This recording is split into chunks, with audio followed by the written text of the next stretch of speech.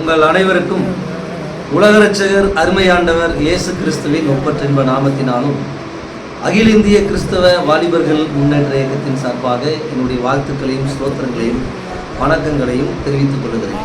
உங்களுக்கினிய சகோதர சகோதரிகளே, மீண்டும் இந்த காணொலியிலே உங்களை பார்ப்பதுக்கு எனக்கு ரொம்ப சந்தோஷம். இன்றைக்கும் என்ன பேச போகிறோம் அப்படின்னு நிறைய பேர் நீங்கள் யோசிக்கலாம். ஒன்றுமில்லை, இப்போ பிரபலமாக நடந்துட்டுருக்கிற நம்முடைய அன்புக்குரிய போதகரும் அன்பு தம்பி ஜான் ஜெபராஜ் அவர்களுடைய விஷயத்தை பற்றி தான் பேச போகிறோம். கடந்த வாரத்தில் நாங்கள் அவருடைய சம்பவத்தை கண்டித்து, அவர் மேலே போடப்பட்டிருக்கிற அந்த பொய் வழக்கை கண்டித்து இன்றைய தினம் 25ஆம் தேதி ஒரு கண்டன ஆர்ப்பாட்டத்தை நடத்துவதாக அறிவித்திருந்தோம். அநேகர் இந்த செய்திகளை பார்த்தீங்க, அதை வரவேற்றீங்க. இன்றைக்கி எல்லோரும் கலந்து கொள்ளன்னு சொல்லியிருந்தீங்க. அப்படி இருக்கும்போது இன்றைய நிகழ்ச்சியில் நாங்கள் சரியாக காலையில் கிளம்பிட்டோம்.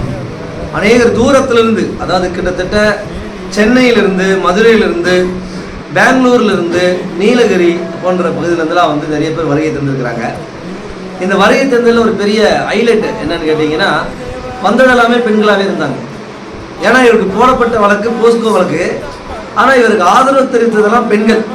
குறிப்பாக பிறந்த குழந்தைகளெல்லாம் கூட தூக்கிட்டு வர்ற நிலைமையில் இருக்கிறாங்க. கை குழந்தைகளோடு கூட இந்த போராட்டத்தில் கலந்து கொள்கிறாங்க.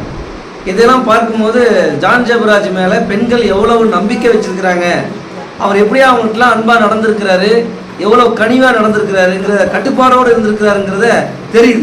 குறிப்பாக எங்கள் இடத்துல அலைபேசியில் தொடர்பு கொள்கிறவங்களாம் அழுதுட்டு பேசுகிறாங்க, இன்னைக்கு வந்துடுவாரா, நாளைக்கு வந்துடுவாரா அப்படின்னு அநேக சகோதரிமார்கள் தான் எங்கள் அலைபேசியில் தொடர்பு கொள்கிறாங்க.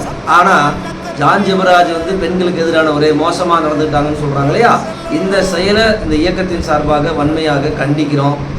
இப்போ ஆர்ப்பாட்டம்னு சொன்ன உடனே நிறைய பேர் என்ன பண்ணுறாங்கன்னா, எங்களுக்கு அலைபேசியில் தொடர்பு கொண்டு எதிரிகள் மிரட்டுறாங்க. நீ எப்படி ஆர்ப்பாட்டம் நடத்தின்னு பார்ப்போம், அவருக்கு ஏன் நீ சப்போர்ட் பண்ணணும், அப்போ நீங்கள்லாம் ஒரே கூட்டாளிகள் தானா அப்படின்னு எல்லாம் கேட்குறாங்க. நாங்கள் ஒரு கொஸ்டின் கேட்குறோம். இந்த போஸ்கோ வழக்கில் யாரெல்லாம் சம்மந்தப்படுறாங்களோ அதை மறைச்சா கூட அது சட்ட ரீதியான குற்றம்னு சொல்கிறாங்க. அப்படி பார்த்தா ஜான் ஜெபராஜுடைய வீட்டில் இருந்த ஒரு மைத்துனர் மற்றும் அவர் 2 பேர் தான் இருந்திருப்பாங்களா? அப்போ வீட்டில் இருக்கிறவங்களுக்கு யாருக்குமே தெரிஞ்சிருக்காதா? இது நடந்தது ஒரு பர்த்டே ஃபங்க்ஷன் நடந்துச்சுன்னு சொல்கிறாங்க. அப்போது சாதாரண வீட்டில் ஒரு ஃபங்க்ஷன் நடத்தினாலே நிறைய பேர் கூடுறது இயல்பு. ஒரு மிகுந்த பிரபலமான ஒரு போதகர் வீட்டில் ஒரு பிறந்தநாளுடைய விழா கொண்டாடுறாங்கன்னா எத்தனை பேர் கூடியிருப்பாங்க?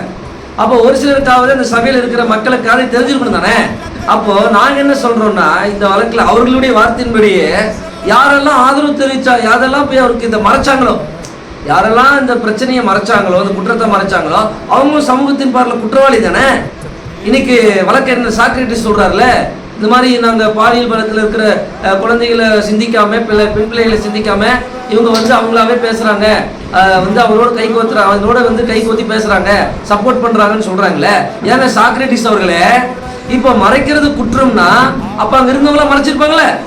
அவருடைய மைத்துனர், அவருடைய தகப்பன, அவருடைய மனைவி, இன்னும் அவரை சார்ந்து இருக்கிறவங்க, அந்த திருச்சபையில் இருந்தா எல்லா மக்களுக்கும் இது தெரிஞ்சிருக்குல்ல. அப்போ ரொம்ப அவரோடு ஒன்றி உறவாடுன்னு இருந்த அந்த ரோஸ்ன்னு சொல்லக்கூடிய போதகர் இருக்காருல்ல, அப்போ எபின் ரோஸ் இருக்காருல்ல, அப்போ அவருக்கு இது தெரிஞ்சிருக்கும் தானே. அப்போ அவரை மாட்டியே நீங்க விட்டு வச்சிருக்கீங்க, அவங்களையும் குற்றவாளியை சேர்த்துங்க. இயக்கம் என்னைக்குமே நடுநிலையா தான் இருக்கும். நாங்கள் பொய் வழக்கு ஏன் போட சொல்றோம்னா, ஜான் ஜெபராஜ் மேல அப்படியாப்பட்ட குற்றச்சாட்டு இல்லை, அப்படியாப்பட்ட நபர் இல்லை அவர்.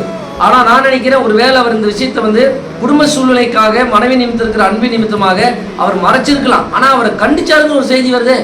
ஆலயத்துக்குள்ளே வரக்கூடாது, தொடர்ந்து அந்த ஆராதனை நீங்கள் பங்கெடுத்துக்க கூடாது, சில்ட்ரன்ஸ் மினிஸ்டர் நடத்தக்கூடாதுன்னு சொன்னாங்கன்னு சுற்று வட்டாரம் சொல்லுது. நாங்களும் சுற்று வட்டாரத்தை விசாரிச்சுட்டு தான் இருக்கிறோம்.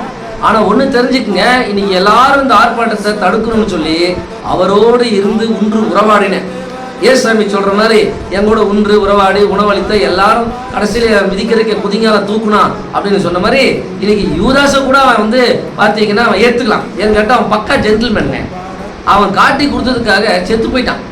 ஆனால் இவன் யூதாஸை விட மோசமானவன். யூதாஸ் லிஸ்ட்டில் கூட உள்ள சேர்த்துக்கூடாது, அந்த அளவுக்கு மோசமான ஆளாக இருக்கிறாங்க. ரொம்ப வருத்தத்தையும் வேதனையும் அளிக்குது. ஆனால் நீங்கள் இவ்வளோ எதிர்த்தாலும் அவங்க தடை செஞ்சாங்களோ. இன்னொரு செய்தி நாங்கள் கேள்விப்படுறோம், அவங்களாவே இண்டிவிஜுவலாக ஃபோன் பண்ணி நீங்கள் இந்த ஆர்ப்பாட்டத்துக்கு கலந்துக்கூடாது, ஆர்ப்பாட்டத்தில் கலந்தால் அது ஜான் ஜெபராஜுக்கு பெயில் கிடைக்காது அப்படின்லாம் சொல்கிறாங்க. அப்படியெல்லாம் ஒன்றும் கிடையாது. நம்ம எந்த அளவுக்கு ஆதரவு தெரிவிக்கிறோமோ அந்த அளவுக்கு அரசும் ஆராய்ச்சி பண்ணத்தான் செய்யும் என்ன நடந்துச்சுன்னு. அதுதான் நடந்துட்டு இருக்குது. சீக்கிரம் குற்றவாளி யாருன்னு சீக்கிரம் ஒரு நாட்களில் தெரிஞ்சிடும். நிச்சயமாக போதகர் ஜான் ஜெபராஜ் விடுதலையாகிறது உண்மை, அது உறுதி.